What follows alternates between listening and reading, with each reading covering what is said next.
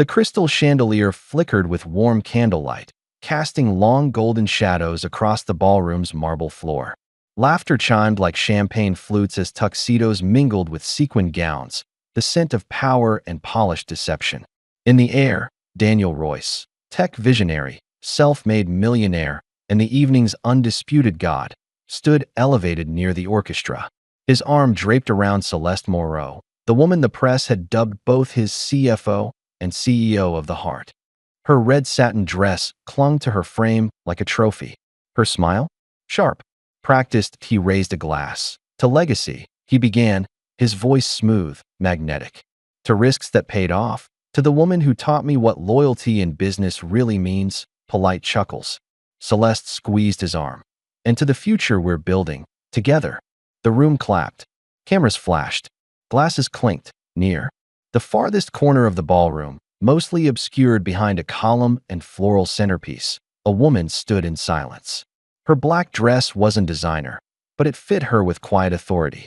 Her face remained unreadable, but her fingers trembled around the edges of her clutch. If this story resonated with you, subscribe to the channel and spread the word, and tell us where you're watching from.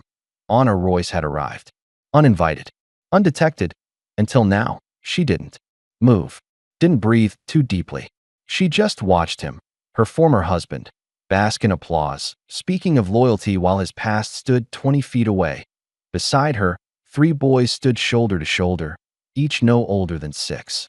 Matching suits, polished shoes, hair neatly parted. The middle child squeezed her hand, eyes scanning the chandelier. Then the man with the champagne. Is that him? He whispered. Anna didn't answer. All 3 boys had his eyes. Almond-shaped. Hazel ringed, defiant without knowing why.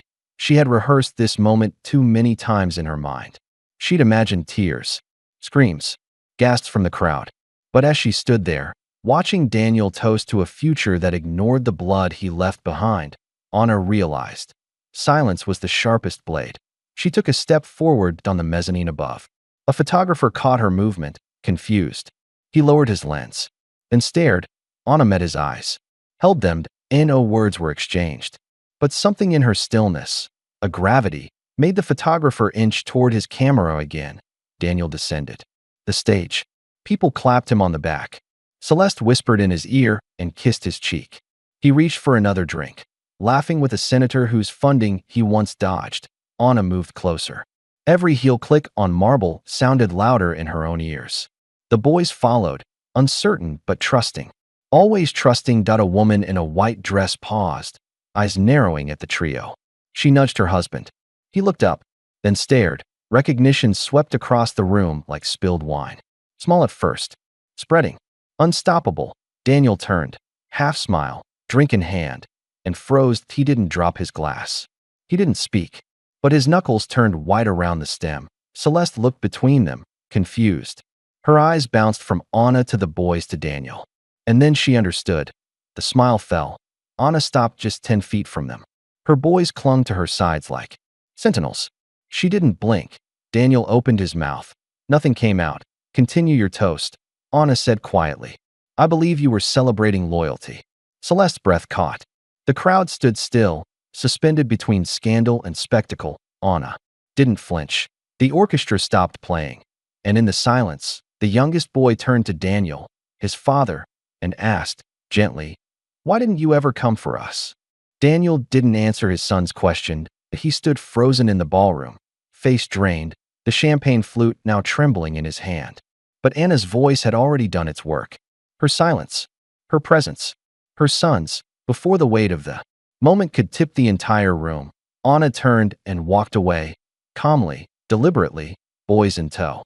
The crowd parted like velvet, stunned into silence. Daniel tried to move, but something anchored him to the floor. The past, and 5 years earlier, it had all started with a smile. Back then, Anna had believed in fairy tales, or at least in hard work, love, and things earned. She'd met Daniel when he still took the subway and held her hand like it meant something. He built Royce systems in their living room.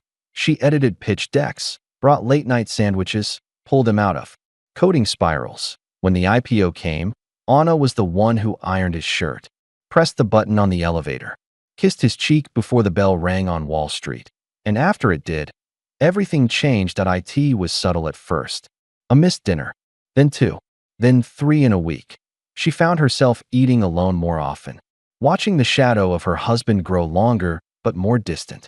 Their home filled with fresh orchids and catered leftovers, but no laughter, no shared jokes, just quarterly goals and ringing phones. Daniel stopped asking how her day went. He started guarding his IT was the locked phone that finally broke her point one night.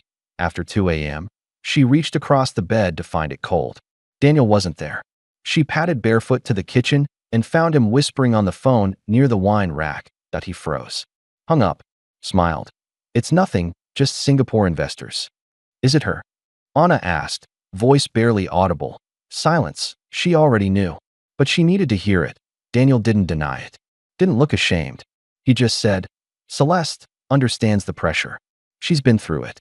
You wouldn't get it, Anna." A pause. A cruel one. "You stopped understanding a long time ago." Anna's legs gave way. She gripped the counter. "So you're leaving?" He didn't nod. Didn't touch her, but she could feel it. The door closing. Not slammed, but final. Within a week, he was gone. The tabloids called it a bold, modern move. Daniel and Celeste, Royce and Moreau, business and pleasure merged. Glossy, powerful, unstoppable. Anna was erased from every article. Private separation, the statement said. Amicable. But behind closed doors, Anna was neither private nor amicable. She was pregnant. 3 heartbeats on the ultrasound. She had stared at the flickering screen, alone in a cold gown, hearing echoes of the man who said she didn't understand pressure. She told no one, not even her sister. Just packed her bags and left the city. She would not give him a chance to turn fatherhood into another performance. She built a life in silence. In snow boots and secondhand toys. In lullabies and scraped knees. She raised 3 boys with the fire he left behind. And for 5 years, she waited, not for revenge, but for a moment when truth could walk into a ballroom on its own legs and say, "We exist." Back in the present, Daniel stood in front of a sea of guests who no longer saw a visionary. Just a man who forgot his past and now watched it walk away. Celeste grabbed his arm. "We need to fix this."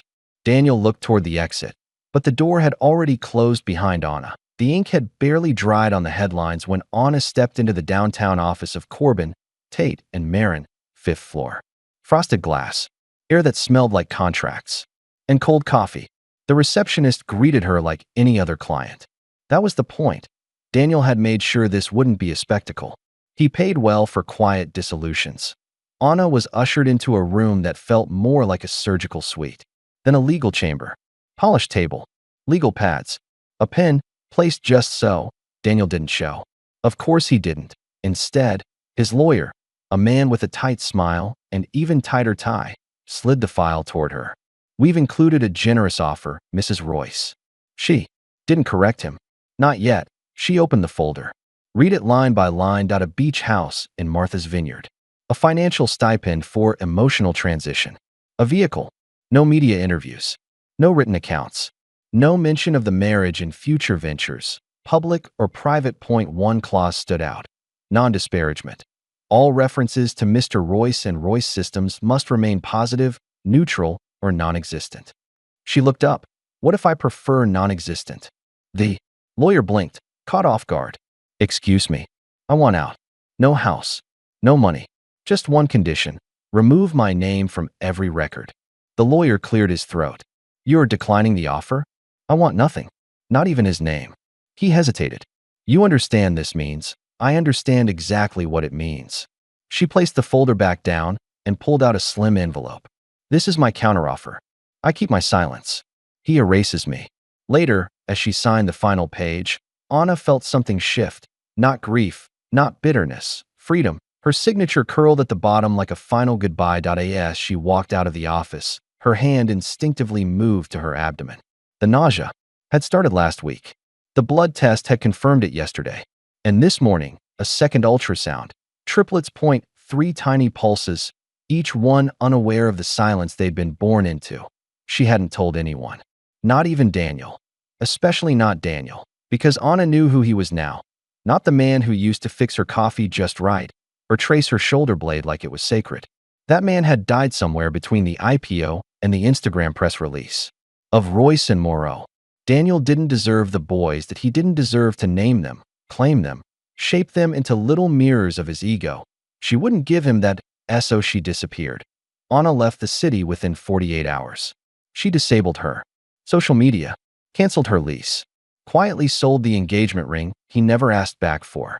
In a small, snowy town 3 states away, she found a rental with a leaky roof, a kind midwife, and just enough space for 3 bassinets. In her silence, she stitched a new world together, one without corner offices or candlelit galas. One where truth didn't wear tuxedos or stand behind podiums. Back in New York, Daniel released a statement through his PR team. The separation is amicable. We wish Anna well in her next chapter. That was the last time her name appeared in any public record tied to him, that he married Celeste the following spring. A destination wedding in Capri. Magazine coverage. A headline that read, "From Empire to Eternity, the Power Couple Reshaping." Silicon Valley. No mention of ANA. No mention of the 3 boys being born in a hospital room with no father's name on the certificate. Just silence. The kind Daniel thought he'd paid for. The kind Anna weaponized. The town Anna chose didn't have streetlights on every corner or coffee shops with free Wi-Fi. It had winters that bit through your bones and neighbors who minded their own. That's why she chose in this snowy silence. Her sons could grow up untouched. They shared a bedroom lined with bunk beds and Galaxy posters. She packed their lunches with mismatched fruit and scrawled tiny jokes on napkins. At night, she tucked them in with soft lullabies and whispered that love was louder than money. The town.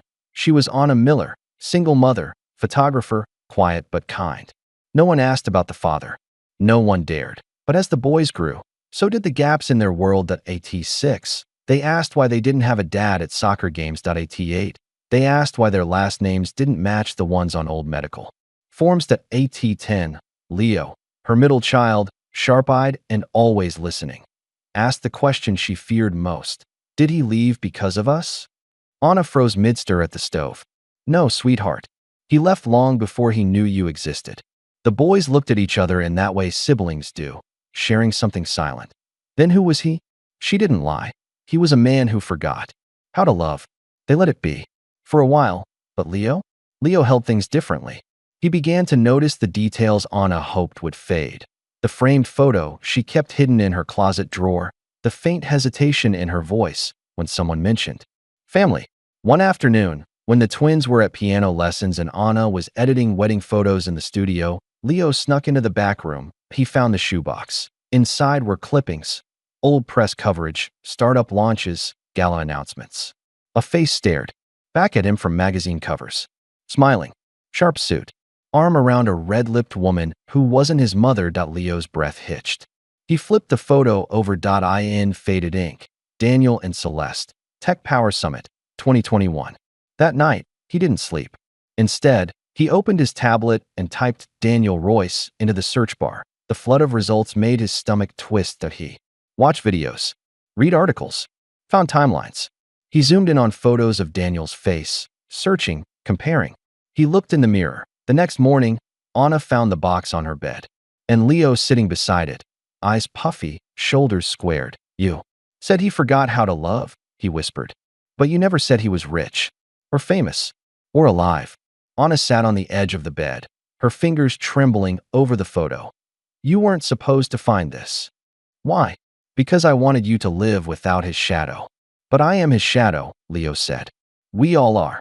She felt the truth of that, felt it deep in her chest, like something breaking for the 100th time in the same place. Leo, let the past die, she pleaded. Let it stay buried. He didn't answer. Later, she found him alone in the woods behind the house, tossing pebbles into a frozen stream. The silence between them was no longer safe. It was searching. Anna knew then. The story she buried wouldn't stay buried much longer. Not with Leo digging.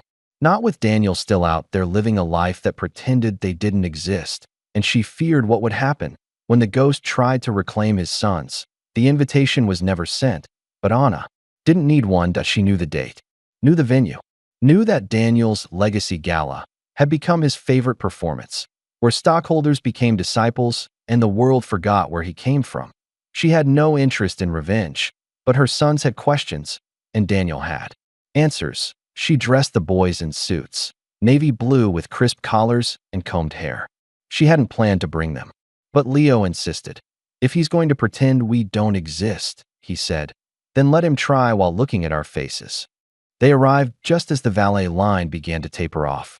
No grand entrance, no announcement, just a mother and her three sons walking through the glass doors of the Royal Meridian like they had every right to be there, because they did. Inside, the ballroom glowed with chandeliers and ego. Waiters circled with flutes of champagne and smoked salmon canapes. Guests floated across the marble floor, laughing, exchanging power and glances and handshakes that a screen above the stage played a silent reel of Daniel's achievements, award ceremonies, tech panels, smiling alongside governors, astronauts, billionaires. The man on the screen looked invincible. Anna stepped into the light. Heads turned at first. She was just a woman in black. Striking, unfamiliar. But then came the whispers. The subtle panic in Celeste's eyes from across the room. The way Daniel's assistant dropped his tablet. A ripple, then a wave. Daniel was mid-conversation with a senator when he noticed the silence. He turned, and everything stopped. There, 10 paces away, stood the ghost of his past. Anna's face was unreadable. But it was the boys, those 3 boys, identical in bone structure and gaze, who sent ice down his spine. They looked just like him. Like his face had been split into thirds and dressed in tiny suits. The middle one, Leo, tilted his head, studying him, as if confirming a theory that Daniel's throat tightened. Celeste reached for his hand. Who was that? But she already knew. Anna walked forward, the boys at her side like sentinels. Not speaking, not afraid. Someone in the crowd gasped. Daniel took a step forward. Anna. Her name tasted foreign in his mouth. She stopped just short of him. Her eyes locked on his with the precision of a scalpel. "You remember how to say it," she said, softly. Celeste stiffened. "What the hell is this?" Leo stepped forward before Anna could answer. "We wanted to meet the man who disappeared before we were born." His voice didn't shake. He didn't blink. Daniel opened his mouth, then closed it. The words he'd used in boardrooms failed him now. The crowd didn't move. The cameras didn't flash. This wasn't the kind of story they were supposed to capture. Anna reached into her clutch and pulled out 3 folded papers, birth certificates. She handed them to Daniel. "I never asked you to be a father," she said. "But you don't get to pretend you're not one." Daniel's hands trembled as he took them. Celeste looked over his shoulder and paled. Anna turned. "We're done here." And just like that, she walked away. Not defeated, not broken, triumphant. Behind her, the 3 boys followed. Heads high, shoulders squared. They didn't look back. Daniel stood in the spotlight, alone, holding truth in 3 fragile pieces of paper. But the worst wasn't the silence, it was knowing the world had seen it. Daniel's fingers shook as he unfolded. The birth certificates, point 1, 2, 3. Each one stamped. Dated. His name absent from all, but undeniable in the faces of the boys who had just walked out. He gripped the papers tighter, as if pressure could change their meaning. Celeste leaned over his shoulder, voice sharp but hushed. "Are these real?" Anna's voice came quietly from behind him. "They're more real than the man who disappeared before they took their first breath." Daniel turned. Anna hadn't left yet. She was watching him, the weight of 5 years behind her gaze. "You abandoned us before you even met us," she whispered. "I gave you nothing, not to punish you, but to protect them." Celeste's lips parted, but no words came. She looked at Daniel, then at the papers again. Her eyes weren't just confused now. They were calculating. "We need to talk," she hissed under her breath. Daniel tried to breathe, but the oxygen didn't feel like it reached his lungs. Around them, conversations resumed in uncomfortable murmurs. Waiters passed slower now, ears perked. The room hadn't forgotten. It was watching from the corner of every champagne flute. Celeste pulled Daniel aside, her voice now clipped with panic. "Did you know?" "No," he snapped. "I thought she left." "With nothing," Celeste interrupted. "And you didn't wonder why?" "She signed it all away. She had leverage." Celeste hissed. "And she chose silence." Daniel ran a hand over his face. "She disappeared, Celeste. And now she's back. With 3 copies of your DNA," she snapped. Do you have any idea what this could cost us? He flinched. Across the room, near the back bar, a man in a gray suit quietly watched them over his drink. He wasn't sipping. He was recording. His name was Travis Monroe, freelance journalist, part-time gossip sleuth, and full-time seeker of Silicon Valley scandal. He hadn't planned to stay long. But now he was watching an empire unravel. His eyes followed Anna as she moved through the crowd toward the exit. She didn't speak to anyone. She didn't look at the cameras. But Travis saw the story trailing behind her like a slow-burning fuse. Celeste caught sight of him, then whispered to Daniel, "We need to shut this down. Now." Daniel nodded, dazed. Too late. Travis slipped out the side door, phone in hand. Back inside, Daniel stared at the papers once more. His name missing, but his face stamped into each boy. There was no denying it anymore. No burying it in press releases. And market forecasts that he looked up. Anna had paused just outside the ballroom, visible through the glass doors.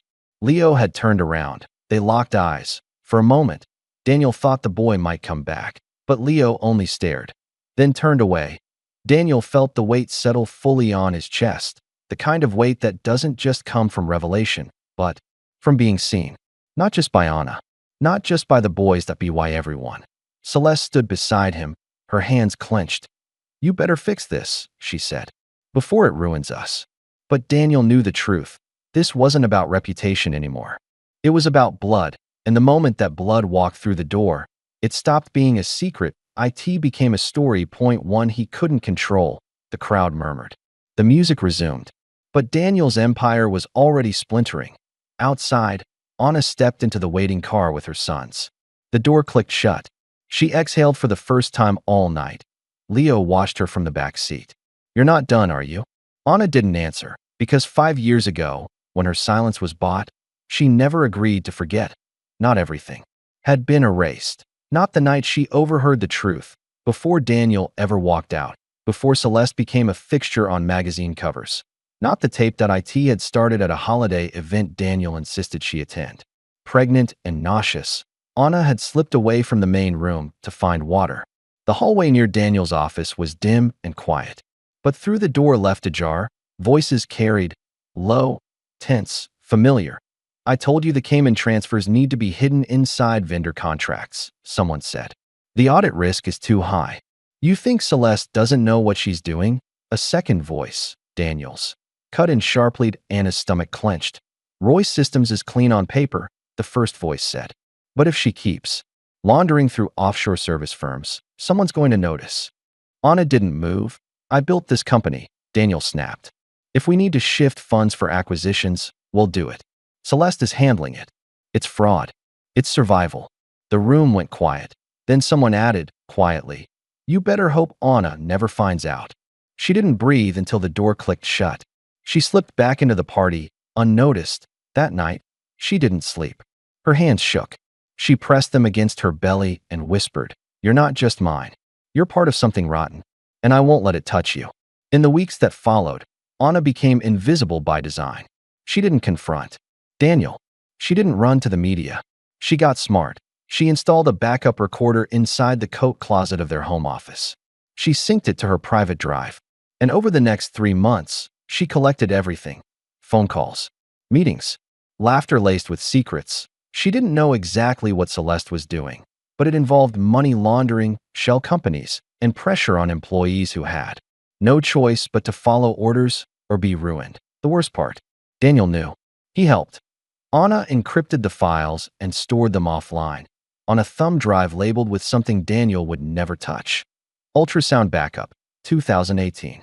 Before she left the city, before she changed her name, she tucked that drive inside a fireproof box and buried it behind the old house her aunt left her. The deed was in her name. No one knew. She didn't want revenge then, but she did want insurance. In case justice ever needed an invitation, she once whispered, her hand resting on her swollen belly. Back in the present, Anna drove in silence. While the boys dozed in the back seat, a red light. She pulled out her phone to no calls. No messages, but her screen showed a folder, Legacy Gala _2024. Inside was a fresh audio file. She had seen Travis Monroe at the event, and she had slipped him the drive. Not the original, but a copy, labeled simply, Tape A. As the light turned green, Anna didn't smile. She drove forward, because the story Daniel had spent years building was about to meet the one he buried.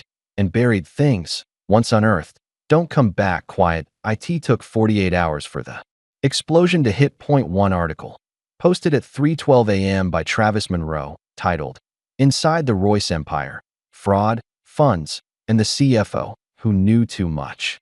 By dawn, it was everywhere. Travis had published the recordings in full.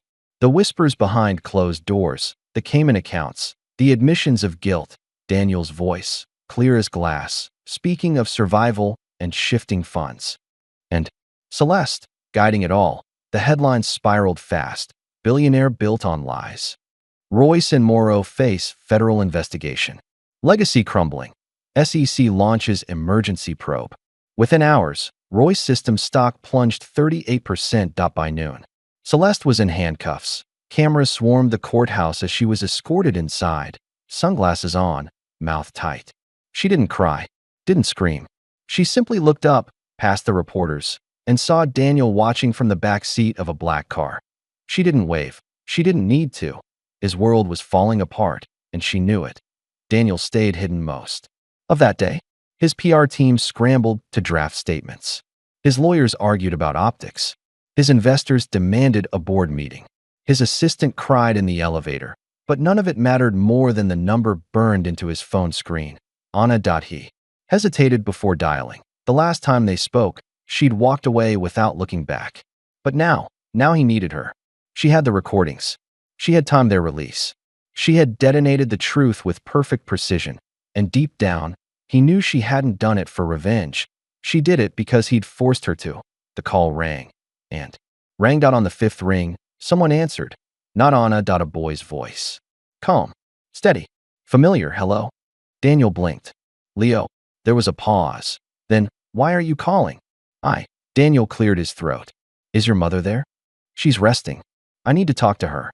She doesn't need to hear from you. Daniel pressed a hand to his temple. Leo, please. I didn't know. About you. About your brothers. About the crimes you committed? The boy said. Silence. Then, quietly. She's not your cleanup crew. Click. The line went dead. Daniel sat in the silence of his penthouse, phone still, pressed to his ear, feeling smaller than he'd ever felt in his life. Outside his window, the skyline looked different. Not smaller, just unreachable. He turned on the television. Every network had plastered his downfall across the screen, from genius to criminal. Sources confirm anonymous tip came from ex-wife of Daniel Royce. Is this the end of Royce Systems? In every image, he saw versions of himself, polished, smiling, untouchable. And in every headline, he saw the truth Anna had let burn slowly for years. She hadn't screamed. She hadn't warned that she'd just waited. And then, when the moment was right, she'd lit the match that he stared at the ceiling. For the first time in a long time, he thought about that day in the lawyer's office. How she gave up everything. Walked away with nothing.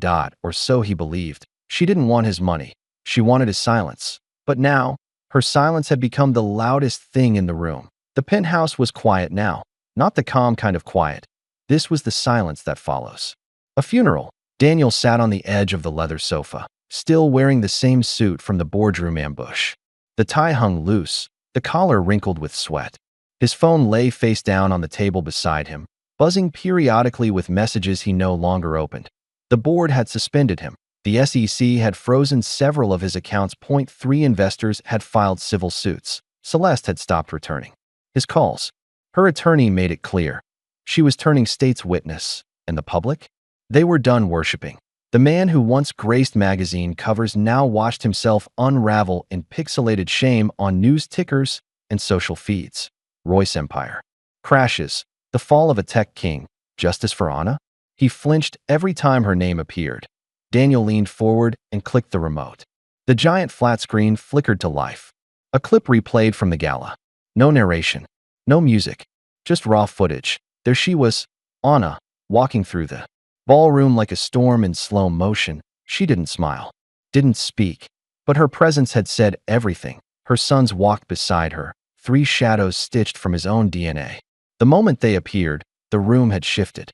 It was subtle, but unmistakable. People didn't just see her. They saw him.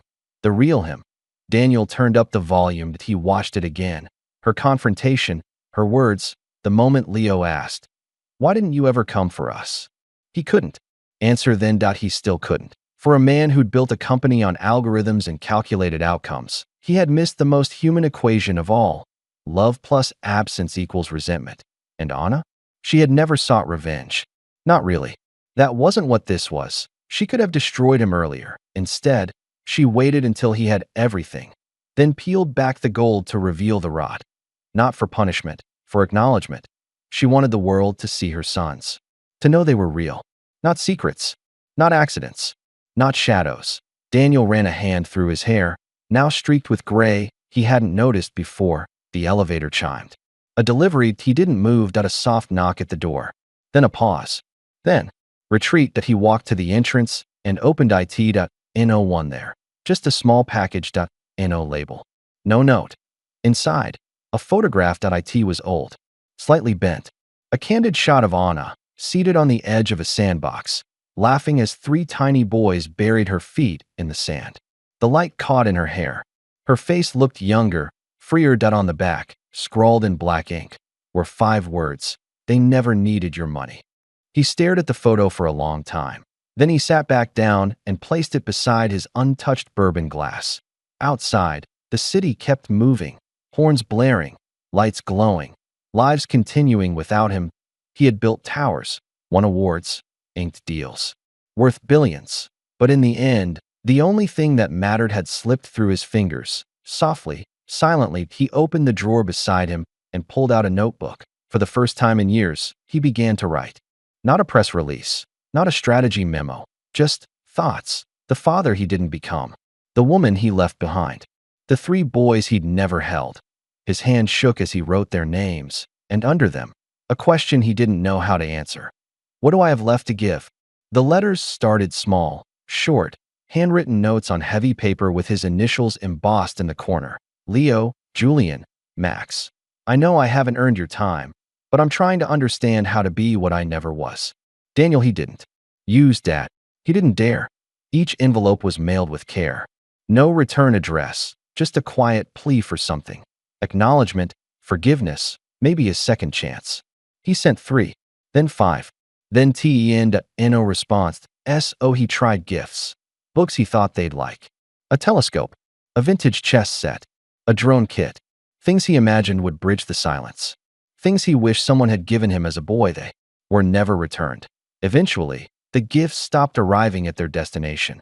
Anna had blocked the forwarding address. Still, Daniel persisted. He sent birthday cards next, simple, elegant, each one with a note tailored to what little he remembered.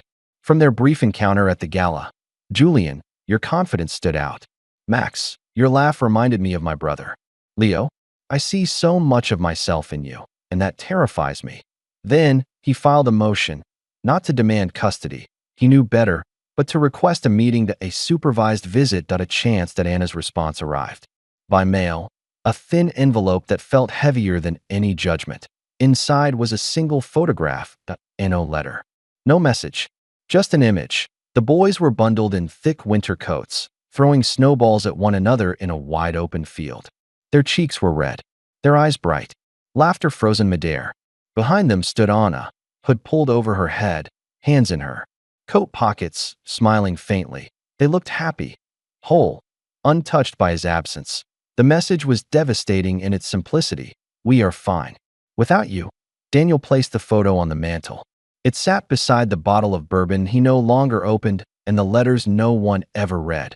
His legal team urged him to respond. We can pressure her, one said. You have rights. But Daniel shook his head. Some silences were earned. He tried again, weeks later, with a message through Anna's lawyer. No threats, just an offer to fund a trust for the boys. The reply was clear. They don't need your money. They need peace. The words stayed with him. He had spent his life building legacies out of currency, names, and empires. But here, now none of it held value. Not to them. His penthouse, once humming with meetings and catered brunches, was silent. The calls had stopped. The brand deals had dried. Public opinion had shifted from outrage to apathy. And in that space, something deeper set in, not guilt exactly, but understanding that he hadn't just missed birthdays or first steps, he had missed being theirs. They were not waiting for him. They were growing without him, laughing without him, living without the weight of his absence because Anna had never made him essential, and now, no matter how loudly he knocked, the door remained closed, not slammed. Just no longer his to open. Point one evening, he stared at the photo again, the boys lost in snow, Anna framed in soft winter light, and whispered, as if they could hear him through glass and years, "I would have shown up if I had known." But even that felt hollow, because knowing was never the point. Choosing was, and he hadn't. The gallery wasn't large. Just 2 rooms and a narrow hallway. The kind of place that smelled faintly of varnish and wood floors warmed by afternoon sun. But it was full, quietly full, with faces leaning in, eyes scanning the walls. Anna stood near the far corner, her hands folded, her back straight. She wore a gray sweater and no makeup, her silver hair pinned in a soft knot. She didn't need to be seen. The photographs spoke for her. Motherhood, in pieces.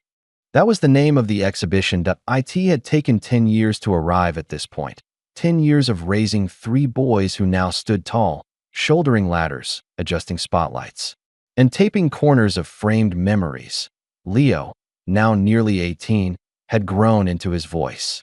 He directed the layout with the ease of someone who understood silence better than most.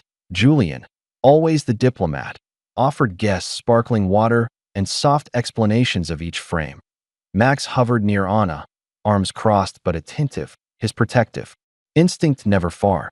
The photographs on the wall told no lies, no vengeance, just truth in layers. The pair of small hands resting on a wound at a single woman standing outside a courthouse, her face unreadable. 3 shadows on a playground at dusk today.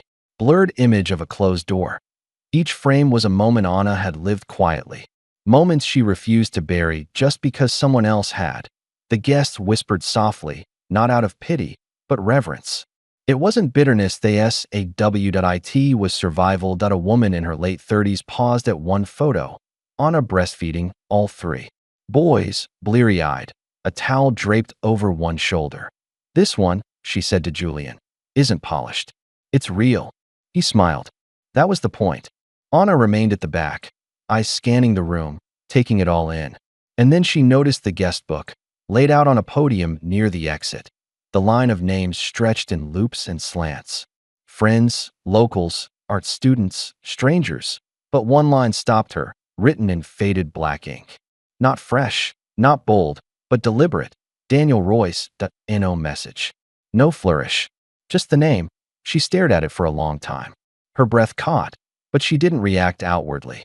The room remained distant, filled with the hum of people she could trust. She touched the edge of the book that he had come. Not as a storm, not as a savior, not even as a father, just as a name in ink. Years too late. She didn't look for him in the crowd, didn't scan the corners or the sidewalk beyond the glass. If he had stayed, he would have come to her. He hadn't. She gently closed the book and walked away. That night, the boys packed up the frames while Anna folded the last tablecloth and turned out the lights. They laughed, teased each other, loaded up the car. It was snowing lightly, fat flakes falling like feathers. Before climbing in, Leo looked at her. He was here, wasn't he? Anna nodded once. He signed the guest book. Leo said nothing. Julian tilted his head. Do you regret it? Not letting him in? Anna looked at her sons, young men now, taller than her, stronger, shaped not by his presence, but by his absence. She thought for a moment, then shook her head. No, they got in. Drove home. The snow thickened, blanketing the road behind them, covering tracks. Home. The photo of the boys in the snow, once sent to Daniel as a silent verdict, now hung by the window. A symbol not of who hadn't shown up, but of who had stayed. Anna walked past it without pause, and upstairs, as the wind whispered against the glass. She opened her own notebook for the first time in years. She wrote no names, no dates, just one sentence. Some stories aren't told for closure, just to make sure they happened.